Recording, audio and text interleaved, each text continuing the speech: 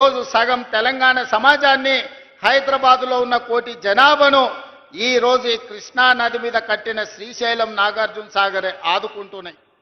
మరి ఆనాడు ముంపుకు గురైన ఈ 98 జీవో ఈ పేదలకు సంపూర్ణంగా సహకారాన్ని అందిస్తాని 2009-10లో కృష్ణా నది మీద వరదలు వచ్చినప్పుడు నడిగడ్డ ప్రాంతంలో అలంపూరు గద్వాలలో ఇండ్లు కోల్పోయిన వాళ్లకు బంజారా హిల్స్లో నా ఇళ్ళమ్మి ఇండ్లు కట్టిస్తానని చంద్రశేఖరరావు గారు మాట ఇచ్చారు. మేము ఆయనను బంజారా హిల్స్లో ఇల్లు అమ్మమనలేదు, ఎర్రవల్లిలో ఫామ్ హౌస్ ఇవ్వమనలేదు. ఆయన కొడుకు జన్వాడలో 1000 కోట్ల రూపాయల విలువైన ఫామ్ హౌస్ను మా పాలమూరు బిడ్డలకు ఇవ్వమని అడగలే. ప్రభుత్వం సొమ్ము, ప్రజలు కట్టిన పన్ను మా 98 జీవో ప్రకారం నిర్వాసితులుగా ఉన్న ఈ కొల్లాపూర్ ప్రాంత రైతాంగాన్ని పేదలను 10 ఏళ్ళు ముఖ్యమంత్రి చంద్రశేఖరరావు ఎందుకు ఆదుకోలేదు అని చెప్పి ఇవాళ జట్ప్రోల్ గ్రామం నుంచి నేను అడగదలుచుకున్నా. నిజంగానే ఈ పాలమూరు జిల్లాకు మేలు చేసి ఉంటే, ఈ కొల్లాపూర్ ప్రాంతాన్ని అభివృద్ధి చేసి ఉంటే ఇవాళ నేను ఇక్కడికి వచ్చినప్పుడు 98 జీవో నిర్వాసితులు అన్నా దశాబ్దాలు దాటుతున్నాయి, మా కుటుంబాలు పిల్లలు పెద్దోళ్ళైనరు, పెద్దోళ్ళు ముసలోళ్ళైనరు, ఈరోజు సమాధులకు పోయి శవాలుగా మారినరు. మా సమస్య మాత్రం శాశ్వతంగా జటిలంగా అట్లనే ఉన్నది. మా సమస్యకు పరిష్కారం చూపించమని ఈరోజు అడిగే పరిస్థితి ఎందుకు వచ్చిందని నేను అడుగుతున్నా. ఇవాళ నేను అడుగుతున్నా, మా వాల్మీకి బోయలను ఆనాడు రాజోలు బండ్ ఆర్డీఎస్ పాదయాత్ర సందర్భంగా వాల్మీకి సోదరులను ఎస్టీ జాబితాలో చేర్పిస్తా అని చెప్పింది చంద్రశేఖరరావు కాదా? మరి ఇవాళ మా వాల్మీకి సోదరులు మళ్ళీ ఈరోజు గట్టు తిమ్మప్ప నాయకత్వంలో అందరూ వచ్చి వాల్మీకులను ఎస్టీ బోయలుగా మార్చండి అని ఇవాళ రిప్రజెంటేషన్ ఇచ్చే పరిస్థితి వచ్చింది. వీళ్ళే కాదు, మాదాసి కురవలు ఈరోజు అడుగుతున్నారు మాకు ఎస్సీ సర్టిఫికెట్ కావాలి అని. మరి ఇవన్నీ కూడా అలంపూర్, గద్వాల్, కొల్లాపూర్, అచ్చంపేట అడవుల మధ్యనే ఈ నల్లమల ప్రాంతంలోనే ఈ జాతి ఎక్కువ ఉన్నది. ఈ జాతికి ఎందుకు న్యాయం చేయలేదు చంద్రశేఖరరావు? ఈ ప్రాంతం నుంచి ప్రాతినిధ్యం వహించిన వాళ్ళని నేను అడుగుతున్నా. ఒకవేళ నిజంగానే ఈ పాలమూరు జిల్లాకు మీరు ఏదైనా చేసి ఉంటే, ఉన్న సమస్యల్ని పరిష్కరించి ఉంటే ఇవాళ వీళ్ళందరూ వచ్చి మళ్ళీ ఈ సమస్యలను ఎకరు పెట్టాల్సిన అవసరం ఉంటుండేనా? ఒకసారి ఆలోచన చెయ్యండి. ఆనాడు నిన్ను ఎంపీగా గెలిపించింది మేం కాదా? నిన్ను పార్లమెంటుకు పంపించింది మేం కాదా? ఆనాడు కరీంనగర్ జిల్లా నుంచి వలసపోయి పారిపోయి పాలమూరుకు వస్తే నీకు అండగా మేం నిలబడితే, నీకు అన్నం మేం పెడితే 10 ఏళ్ళు ముఖ్యమంత్రిగా మా పాలమూరుకు సున్నం పెట్టింది నువ్వు కాదా చంద్రశేఖరరావు గారు?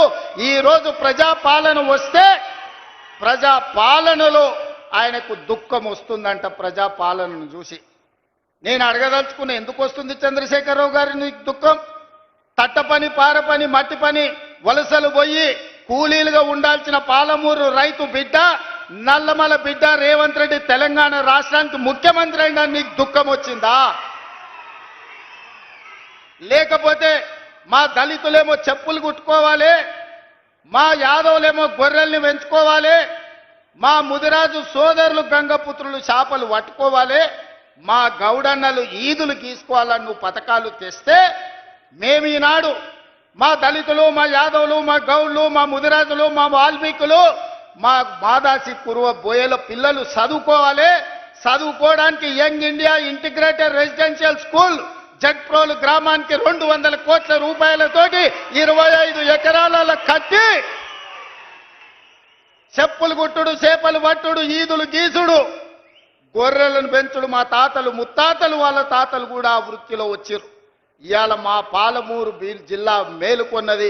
మా పిల్లలను డాక్టర్లను చేయాలి, ఇంజనీర్లను చేయాలి, ఈరోజు ఐఏఎస్లను చేయాలి, ఐపీఎస్లను చేయాలి, రాజ్యాలను ఏలాలి.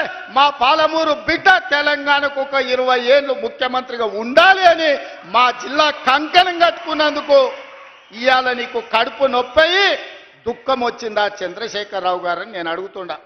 మేము చేపలు పట్టుకోవాలి, మేము చెప్పులు కుట్టుకోవాలి, నువ్వు నీ బిడ్డలు నీ మనమన్లేవో రాజ్యాలు ఏలాలనా?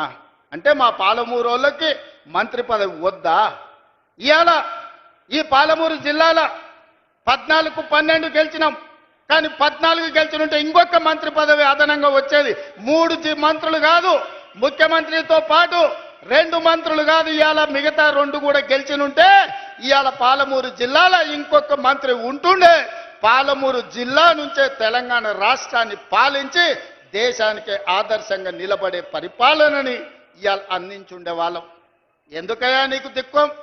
40 ఏళ్ల నుంచి మా దళితులు, ముఖ్యంగా మా మాదిగ బిడ్డలు వర్గీకరణ కావాలి, మాకు న్యాయం జరగాలి, జీవితకాలం పశువులను మోసుకోవాలి, పశు మాంసమే తినాలనా, ఆ చర్మాన్ని తీసి చెప్పులు కుట్టి బతకాలనా, మా పిల్లలు ఎందుకు చదువుకోవద్దు, మా పిల్లలు ఎందుకు రాజ్యాలు ఏలొద్దు అని సంపత్ కుమార్, దామోదర్ రాజనరసింహ లాంటి వాళ్ళు, చదువుకున్న వాళ్ళు చైతన్యంతో ముందుకొచ్చి డాక్టర్ మల్లు రవి గారు లాంటి వాళ్ళు ఉదారత్వంగా పెద్ద మనసు చేసుకొని ముందుకొచ్చి మాదిగ ఉపకులాల వర్గీకరణ చేసినందుకు నీకు కడుపు నొప్పి లేసి దుఃఖం వచ్చిందా?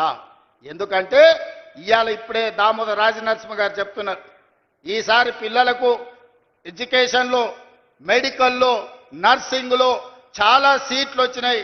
పిల్లలు చాలా సంతోషంగా ఉన్నారు. వాళ్ళ తల్లిదండ్రుల కళ్ళల్లో నేను ఆనందం చూసినాను. అంటే మాదిగ ఉపకులాల వర్గీకరణ చేసినందుకు మాదిగోళ్ళ పిల్లలు ఇవాళ డాక్టర్లుగా, ఇంజనీర్లుగా సీట్లు వస్తుంటే నీ కొడుకుతో పాటు, నీ మనవడితో పాటు మాదిగోళ్ళ పిల్లలు చదువుకుంటున్నారు కాబట్టి నీకు దుఃఖం వచ్చి నీ కళ్ళల్లో నీళ్ళు వచ్చినాయి. చంద్రశేఖరరావు గారు, నీ కళ్ళల్లో నిప్పులు ఎందుకు పోసుకుంటున్నావు? ఆ దళితుల పిల్లలు ఇంకెంతకాలం చెప్పులు కుట్టుకొని బతకాలి? ఇందుకే నీకు దుఃఖం వచ్చిందా అని నేను అడుగుతున్నా. మిత్రులారా, ఇవాళ ఆలోచన చేయండి. నిజంగానే 10 సంవత్సరాలు చంద్రశేఖరరావు గారు ముఖ్యమంత్రిగా ఉన్నప్పుడు 20 లక్షల కోట్ల రూపాయలు ఆయన చేతికి వచ్చినాయి. ప్రజలు కట్టిన పన్నులు కావచ్చు, 8 లక్షల కోట్ల రూపాయలు బ్యాంకుల్లో ఆయన చేసిన అప్పులు కావచ్చు. ఆనాడు అన్నాడు, ఉమ్మడి రాష్ట్రంలో, తెలంగాణ ఉద్యమంలో, ఉమ్మడి రాష్ట్రంలో సమైక్య పాలనలో సీమాంధ్రులు మన సాగునీటి ప్రాజెక్టులు కట్టలేదు, నిర్లక్ష్యం చేసిండ్రు, అందుకే పాలమూరు జిల్లా ఎడారిగా మారింది. ఎడారిగా మారిన పాలమూరు జిల్లా నుంచి లక్షలాది భార్యాభర్తలు జంటలుగా వలసలు పోయినరు. నిజమే, ఆనాడు ఉమ్మడి రాష్ట్రంలో అన్యాయం జరిగింది. ఈ పక్కన కల్వకుర్తి మొదలుపెట్టి అక్కడ పెట్టి పోతిరెడ్డిపాడు ద్వారా వాళ్ళు తరలించకపోయినరు నీళ్లు. ఈ పక్కన జూరాల కావచ్చు, నెట్టంపాడు కావచ్చు, భీమా కావచ్చు, కల్వకుర్తి కావచ్చు, పాలమూరు రంగారెడ్డి కావచ్చు, ఇలాంటి ఎన్నో ప్రాజెక్టులు కట్టకుండా ఎస్ఎల్బిసి టన్నెల్ కావచ్చు, ఉమ్మడి రాష్ట్రంలో అన్యాయం జరిగింది. మా పొలాలకు నీళ్లు రాలే.